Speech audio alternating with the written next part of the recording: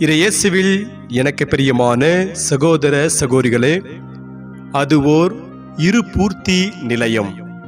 Railway ஸ்டேஷனில் ஒரு நாள் காலை வேளையில் வேலை சம்பந்தமாக பக்கத்து ஊருக்கு செல்ல பயண சீட்டு டிக்கெட் வாங்க அங்கு வந்த பெண்மணியிடம் டிக்கெட் கொடுத்து கொண்டிருந்த பெரியவர் ஒருவர், அம்மா, நான் உங்களுக்கு நன்றி சொல்ல கடமைப்பட்டிருக்கிறேன் என்றார். எதற்கு என்பது போல் அந்த பெண்மணி பெரியவரை பார்த்தபோது அவர், அம்மா, ஒவ்வொரு நாளும் நீங்கள் இங்கே டிக்கெட் வாங்க வரும்போது மகிழ்ச்சியோடு வருவதை பார்த்துவிட்டு ஒரு நாள் உங்களிடம் அது எப்படி உங்களால் மட்டும் எப்போதும் மகிழ்ச்சியோடு இருக்க முடிகிறது என்று நான் கேட்டதற்கு நீங்கள் உங்கள் கையில் இருந்த திருவிவிலியத்தை சுட்டிக்காட்டி, என்னுடைய மகிழ்ச்சிக்கு காரணம் இந்த திருவிவிலியம்தான் என்றீர்கள். இதன் பிறகு நான் ஒரு திருவிவிலியத்தை வாங்கி வாசிக்கத் தொடங்கினேன். இப்போது என்னால் உங்களைப் போல மகிழ்ச்சியோடு புன்னகை பூக்க முடிகிறது. அதனால்தான் நான் உங்களுக்கு நன்றி சொல்ல கடமைப்பட்டிருக்கிறேன் என்று கூறினேன் என்று முகத்தில் மகிழ்ச்சியோடு தவழ கூறினார்.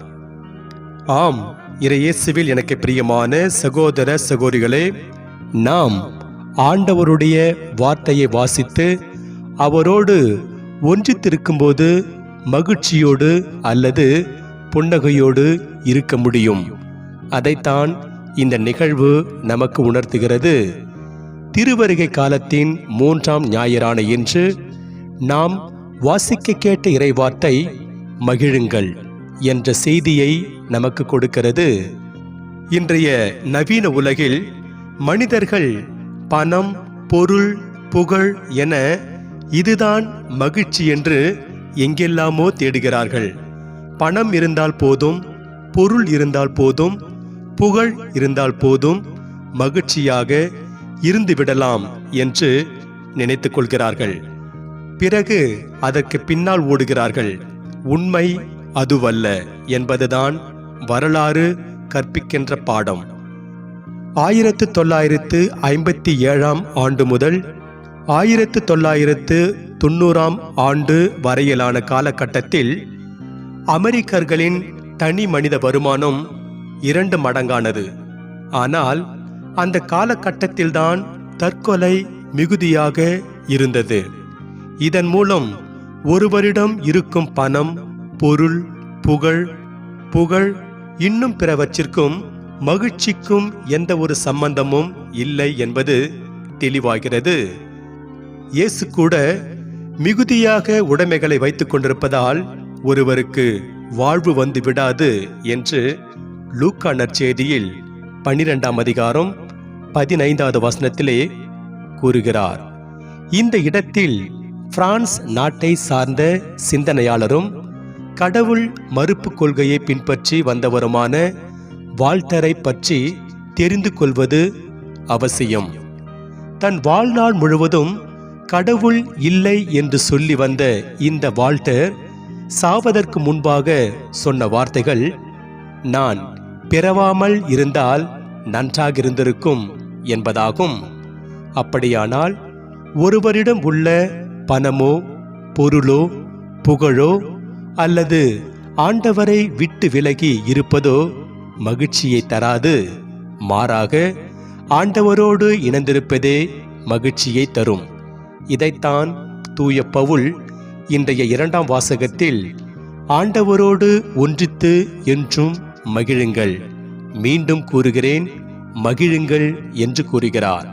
ஆதலால் நாம் ஆண்டவரோடு ஒன்றித்திருந்தால் மட்டுமே மகிழ முடியும் என்ற உண்மையை உணர்ந்தவர்களாய் அவரோடு ஒன்றித்திருக்க முயற்சி செய்வோம்.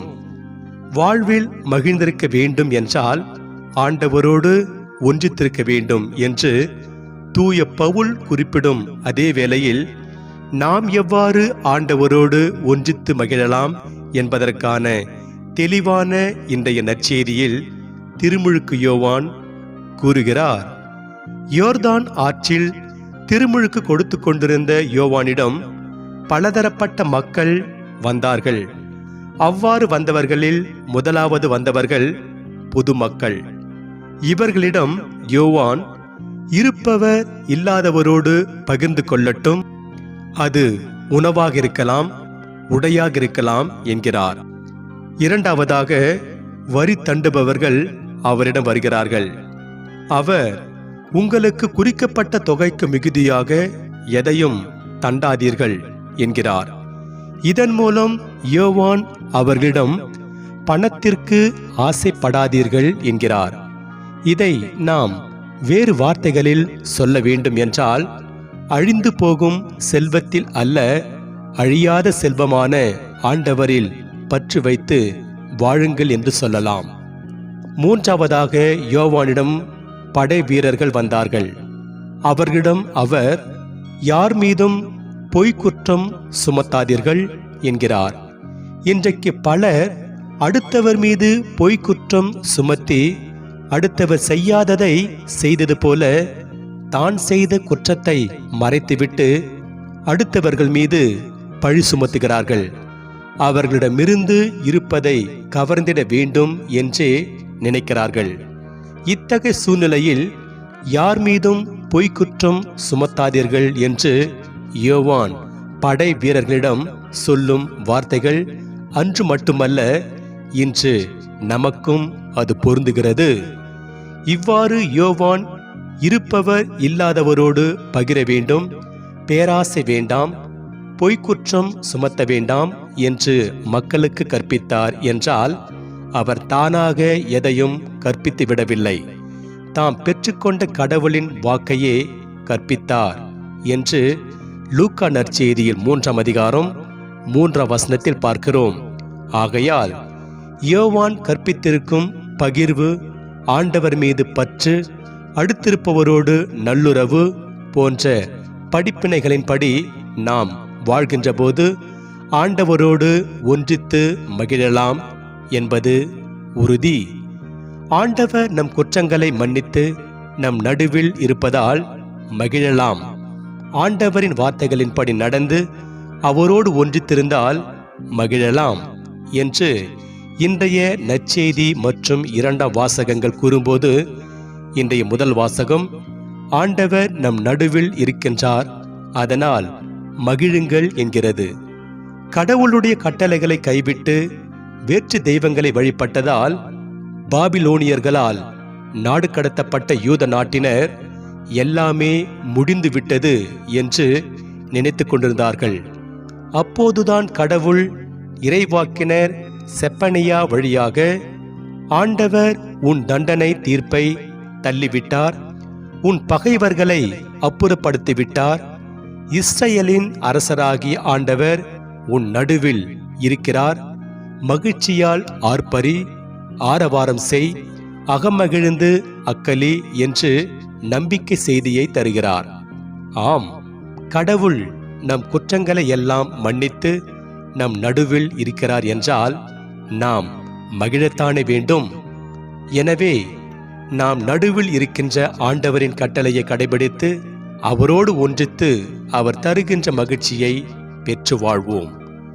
இறையேசுவில் பிரியமானவர்களே, மகிழ்ச்சியாக இருக்கும் ஒரு மனிதர் நம் வீட்டிற்குள் வருவது என்பது இருள் மண்டி கிடக்கும் நம் வீட்டுக்குள் விளக்கோடு வருவதற்கு இணையானது என்பார் R.L. ஸ்டீவன் என்ற அறிஞர்.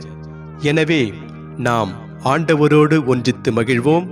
அந்த மகிழ்ச்சியை மற்றவருக்கு வழங்கி இறையருளை நிறைவாக பெறுவோம். இறைவன் உங்கள் அனைவரையும் நிறைவாக ஆசீர்வதிப்பாராக. ஆமென்.